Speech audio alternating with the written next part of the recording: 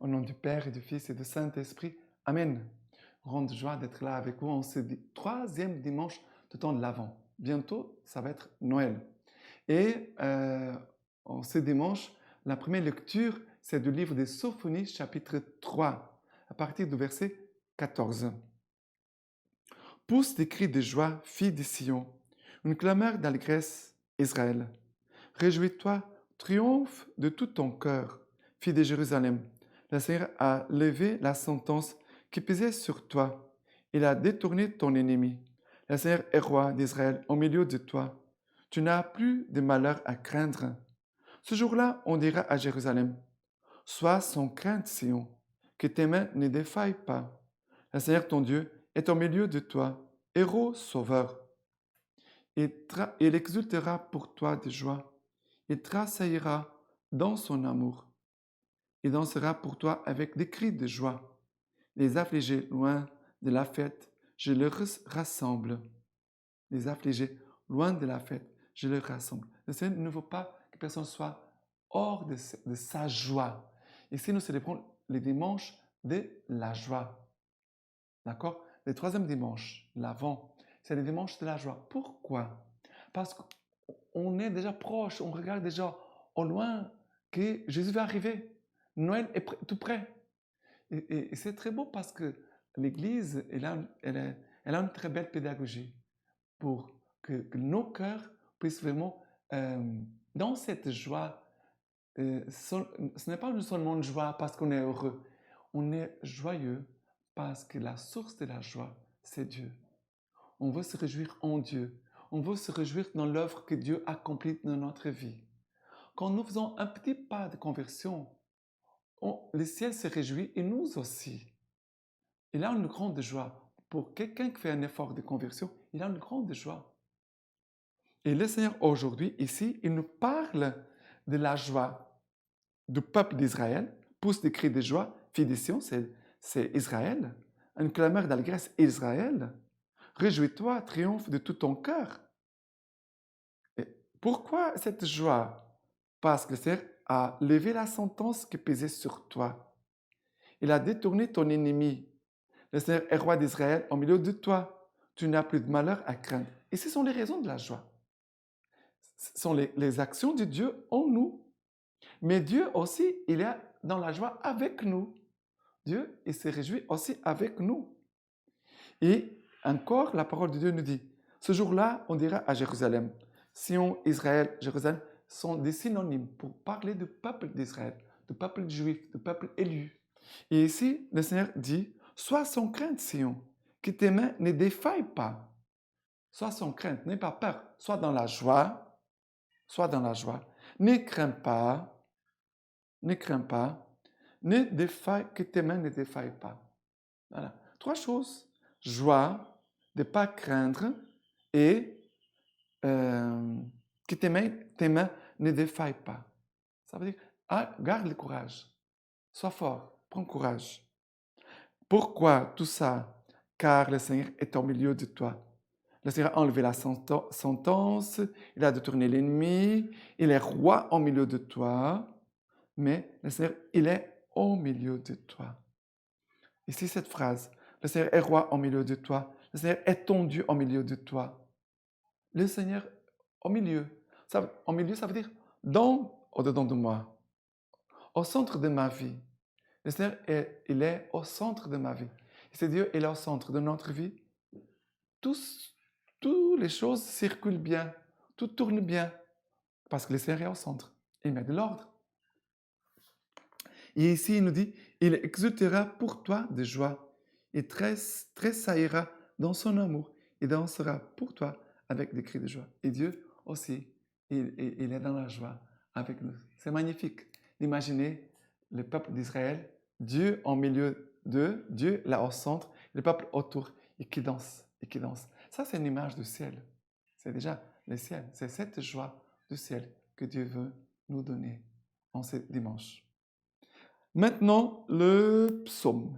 Le psaume d'aujourd'hui, c'est Ésaïe chapitre 2, à partir du verset 2. Pardon, Ésaïe 12, verset 2. Voici le Dieu de mon salut. J'aurai confiance et je ne tremblerai plus, car ma force et mon chant, c'est le Seigneur. Il a été mon salut. Dans l'allégresse, vous puiserez de l'eau aux sources du salut. Et vous direz en ce jour-là, louez le Seigneur, invoquez son nom, annoncez au peuple ses eaux faits, rappelez que son nom est sublime. Chantez au Seigneur car il a fait de grandes choses. Qu'on le proclame sur toute la terre. Pousse des cris de joie, des clameurs habitantes des Sion, car il est grand au milieu de toi, le Saint d'Israël. Ici aussi on trouve le Seigneur. Le Seigneur, il est grand au milieu de toi, le Saint d'Israël. Il est là, au milieu de nous, au milieu de toi. Il est saint et il est grand, le Seigneur. Mais ici, il dit, dans l'allégresse, vous puiserez de l'eau aux sources du salut. Dans la joie, on va puiser de l'eau aux sources du salut. Et les sources du salut, c'est le Seigneur lui-même. Mais pour nous, à chaque jour, avec la lecture divine, c'est ça. On va puiser avec joie aux sources du salut, aux sources de la parole. C'est magnifique parce que pour la parole, elle vient étancher notre soif. Quelqu'un qui est dans un désert, dans une chaleur de 50 degrés, où il n'a pas de source dans le désert, qui est très assoiffé, presque en train de mourir, s'il rencontre une source, oh, quelle soif, quelle joie! Euh, la personne se rafraîchit dans cette source, elle trouve la vie. Il faut se rendre compte du langage biblique qui s'adresse à un peuple qui est dans le désert, dans un lieu qui n'est pas accueillant, n'est pas agréable. Mais le Seigneur, dans le désert, veut faire jaillir une source de vie et étancher notre soif de notre cœur par sa parole. Et maintenant, l'évangile d'aujourd'hui, la deuxième lecture d'aujourd'hui, nous sommes maintenant à la deuxième lecture, c'est Philippiens chapitre 4, à partir du verset 4. Réjouissez-vous sans cesse dans le Seigneur. Je le dis encore, réjouissez-vous. Que votre modération soit connue de tous les hommes. Le Seigneur est proche. N'entretenez aucun souci, mais en tout besoin, recourez à l'oraison et à la prière.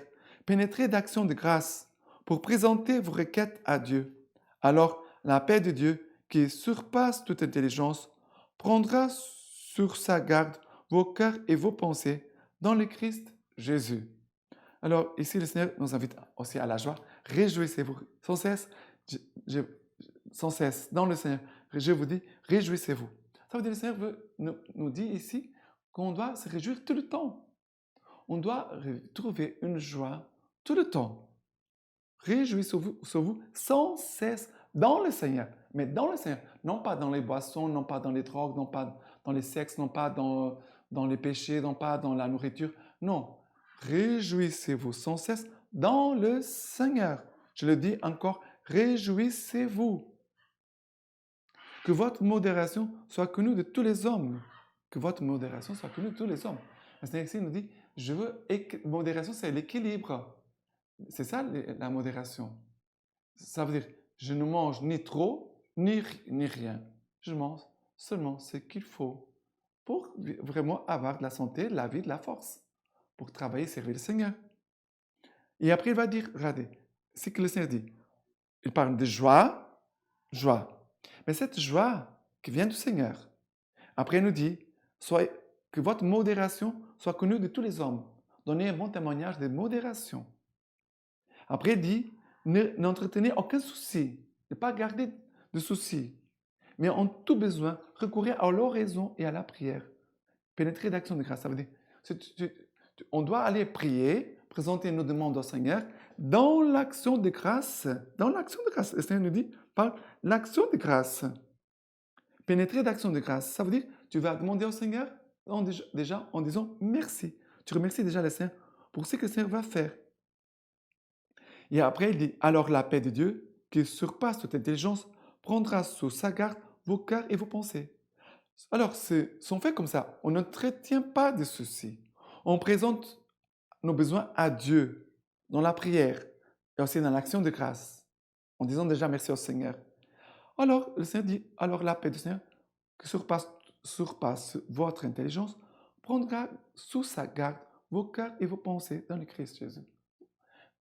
Ici, nous avons un remède pour des gens qui sont angoissés, qui sont toujours anxieux. Ici, c'est un remède pour garder la paix.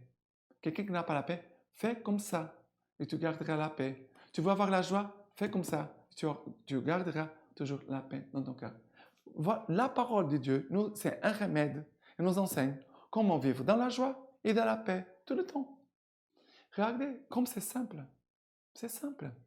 Voilà. Maintenant, l'évangile d'aujourd'hui, Luc chapitre 3, à partir du verset 10. Et les foules l'interrogeaient en disant, que nous faut-il donc faire? Il leur répondait que celui qui a deux tuniques partage avec celui qui n'en a pas, et que celui qui a de quoi manger fasse de même. Des publicains aussi vinrent se faire baptiser et lui dirent, Maître, que nous faut-il faire? Il leur dit, n'exigez rien au-delà de ce qui vous est prescrit. Des soldats aussi l'interrogeaient en disant, Et nous, que nous faut-il faire? Il leur dit, ne molestez personne, n'extorquez rien et contentez-vous de votre solde. Comme le peuple était dans l'attente et que tous se demandaient en leur cœur au sujet des gens, s'ils n'étaient pas les Christ, j'en pris la parole et leur dit à tous, pour moi, je vous baptise avec de l'eau, mais vient le plus fort que moi, et je ne suis pas digne de délier la courroie de ses sandales. Lui vous baptisera dans l'Esprit Saint et le feu. Il tient en sa main la pelle à vanner pour nettoyer son air et recueillir les blés dans son grenier. Quant au bal, il le consumera au feu, qui ne s'éteint pas. Et par bien d'autres exhortations encore, il annonçait au peuple la bonne nouvelle. Alors ici, nous trouvons la prédication de Jean le Baptiste. Qu'est-ce que Jean-Baptiste répond à ce qu'il pose des questions? Il nous demande, que nous faut-il donc faire? Et peut-être, ça pourrait être aussi ta question, j'ai encore 2 semaines devant moi pour me préparer pour Noël. Qu'est-ce qu'il faut que je fasse? Jean-Baptiste va dire que celui qui a 2 tuniques partage avec celui qui n'a pas. Que celui qui a de quoi manger partage aussi avec l'autre qui n'a rien. Voilà. Après, de partager, c'est bien. Partage, c'est bien. C'est bien. Après, les publicains qui vont nous poser la question, Maître, que nous faut-il faire? Alors, ils nous posent la question. N'exigez rien au-delà de ce qui vous est prescrit. Parce que les publicains, c'était les collecteurs d'impôts. Alors, Jean-Baptiste va dire, ne demandez plus que ce qui est juste. Si les gens doivent payer comme impôt 10 000 francs, ce n'est pas 100 000 francs. Vous comprenez? Il dit, demandez ce qui, n'exigez rien au-delà de ce que vous est prescrit. Aussi des soldats. Ça veut dire que tout le monde venait vers Jean le Baptiste, les gens du peuple, des publicains, aussi des soldats. Et nous, que nous faut-il faire? Il leur dit, ne molestez personne, n'extorquez rien et contentez-vous de votre salaire. Voilà. Ne soyez pas des voleurs. En fait, ne faites pas de mal aux gens. Ne battez pas les gens. Et aussi, moi et toi, on peut poser la question, Seigneur, et moi, qu'est-ce qu'il me faut faire? Qu'est-ce que je dois faire? Qu'est-ce qu'il faut faire? Et ici, il dit que la parole de Dieu, que le peuple se demandait si ces gens étaient les Christ ou pas. Et Jean va prendre la parole et il va dire, pour moi, je vous baptise avec de l'eau, mais vient le plus fort que moi. Ça veut dire, c'est lui qui vient. Jésus. Je ne suis pas digne de délier la courroie de ses sandales. L'humilité du cœur de Jean le Baptiste. Lui, Jésus, qui va venir après moi, vous baptisera dans l'Esprit Saint et le feu. Jésus va venir et va nous baptiser dans l'Esprit et dans le feu. Jésus va nous baptiser dans l'Esprit Saint et le feu. Ce feu qui vient aussi pour vraiment brûler ce qui n'est pas de Dieu, nos péchés. C'est pour cela que Jean-Baptiste va utiliser cette image. Il dit, il tient en sa main la pelle à vanner pour nettoyer son air et recueillir les blés dans son grenier. Il est en train de séparer ce qui est bon de ce qui n'est pas bon, le bon des mauvais. On sépare les boucs des brebis. Jésus a parlé de ça. Et il va dire, quant au bal, il le consumera au feu qui ne s'éteint pas. Et Jean-Baptiste annonçait la bonne nouvelle à tout le peuple, à tous les gens. Et aussi, ce temps de l'Avent, c'est un temps missionnaire. On doit annoncer Jésus-Christ, on doit annoncer la grâce de Noël, la conversion de Jésus qui va venir nous rencontrer, de cette joie que Dieu et cette paix que Dieu veut nous donner, communiquer au monde. On doit témoigner, annoncer, comme Jean le Baptiste, d'accord? Pour que les gens puissent aussi faire une rencontre personnelle avec Jésus en ce Noël. Jésus vraiment vient concrètement. Jésus ne vient pas comme du vent, de l'air, d'une force, d'une énergie. Jésus est vrai Dieu et vrai homme. Jésus est vrai Dieu et vrai homme. Et il veut que nous puissions faire cette expérience de lui, chacun de nous personnellement. Et maintenant, la lecture patristique, c'est de Saint Augustin, la voix qui prépare la route à la parole. Jean était la voix, mais le Seigneur au commencement était la parole. Jean, une voix pour un temps, le Christ, la parole au commencement, la parole éternelle. On enlève la parole. Qu'est-ce que la voix? Là où il n'y a rien à comprendre, c'est une sonorité vide. La voix sans la parole frappe l'oreille. Elle n'édifie pas le cœur. Cependant, découvrons comment les choses s'enchaînent dans notre propre cœur, qu'il s'agit d'édifier. Si je pense à ce que j'ai dit, la parole est déjà dans mon cœur. Mais lorsque je veux te parler, je cherche comment faire passer dans ton cœur ce qui est déjà dans les miens. Cherchons donc comment la parole qui est déjà dans mon cœur pourra te rejoindre et s'établir dans ton cœur. Je me sers de la voix et c'est avec cette voix que je te parle. Le son de la voix conduit jusqu'à toi l'idée contenue dans la parole. Alors, il est vrai que son évanoui. Il est vrai que le son s'évanouit. Mais la parole que le son a conduite jusqu'à toi est désormais dans ton cœur sans avoir quitté le mien. Lorsque la parole est passée jusqu'à toi, n'est-ce donc pas le son qui semble dire lui-même, lui, il faut qu'il grandisse et moi que je diminue? Le son de la voix a retenti pour accomplir son service et il a disparu comme en disant, moi j'ai la joie en plénitude. Retenons la parole, ne laissons pas partir la parole conçue au fond de nous. Tu veux voir comme la voix s'éloigne, tandis que demeure la divinité de la parole? Où est maintenant le baptême de Jean? Il a accompli son service, il a disparu. Maintenant, le baptême du Christ se multiplie. Tous nous croyons au Christ. Nous espérons le salut dans le Christ. C'est cela que la voix faisait entendre.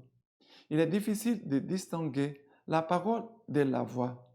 Et c'est pourquoi on a pris Jean pour le Christ.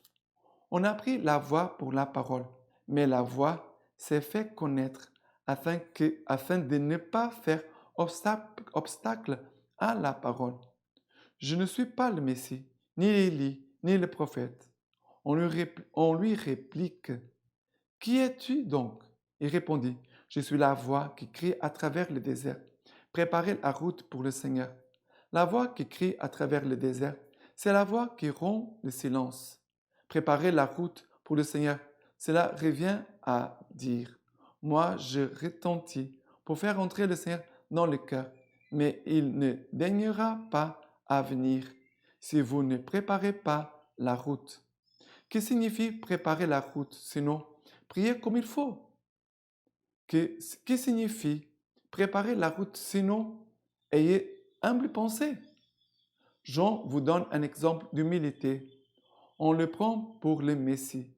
Il affirme qu'il n'est pas ce qu'on pense et il ne profite pas de l'erreur d'autrui pour se faire valoir. S'il avait dit « Je suis le Messie », on l'aurait cru très facilement, puisqu'on le croyait avant même qu'il ne le parle. Il l'a nié, il s'est fait connaître, il s'est défini, il s'est abaissé. Il a vu où se trouvait le salut. Il a compris qu'il n'était que la lampe et il a craint qu'elle ne soit éteinte par le vent de l'orgueil. Magnifique. Et maintenant, je vous laisse la bénédiction par les mains toutes pures, la Vierge Marie. Le Dieu Tout-Puissant vous bénisse et vous garde, le Père, le Fils et le Saint-Esprit. Amen.